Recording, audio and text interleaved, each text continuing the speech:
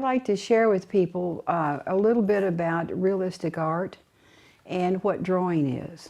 Realistic art is not a photographic copy of what you're looking at. Realistic art is an interpretation on the part of the artist. And the kind of realistic art that I particularly like is symbolic realism, which means that you put together things in a realistic fashion, but you're making a personal statement about something. And an example over my shoulder is a statement about a drawing pencil. And if you could have a pencil do any wonderful thing that you can imagine, this is what it would do. But it's a realistic presentation of it. I've been teaching for years. I spend about 3 hours a week teaching in here, in the studio here. And I do it because a lot of people taught me and I got a lot to give back. The first thing that's really important is that most people look and don't see. And learning to see is the beginning of the battle. Then learning to how interpret what you see visually so that other people can experience it and enjoy it also.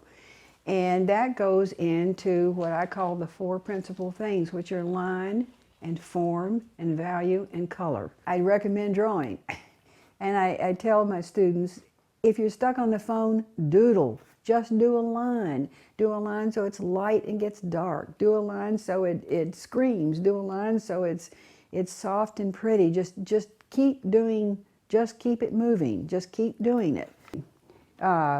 Flowers are, I love flowers, but flowers are dull because they don't have any eyes. They don't have any faces. And I love animals. That you learn to leave things out by experience. I think that you learn from doing, eventually you begin to learn what it is you really want to say. And you don't necessarily, if you're doing a portrait of somebody, it's not necessarily important that you can draw a ruffle perfectly. But it's very important to catch the eyes. The eyes truly do it. How do you define I've got drawing? things to say.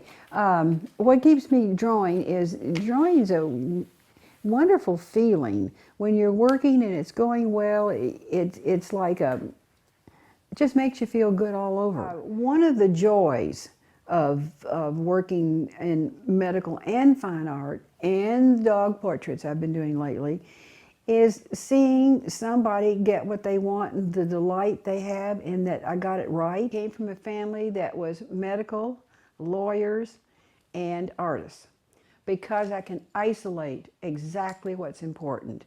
And what's important is the direction of the wound,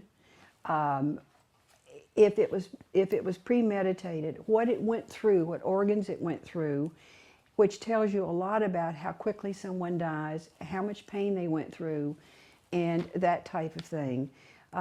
It can be invaluable because the way I do it is I overlay. I start with the outside of the body, then I go to the muscle layer, then I go to the organ layer, and through the bone layer, and then to the organ layer, and I put acetate over it, and the lawyer that is presenting it, usually it's the prosecution, can draw on it. And explain to the jury in very simple terms, and so can the experts, what this all means. Otherwise, it's just a lot of words. Oh, it's all the same thing. You know, it's just wanting to communicate.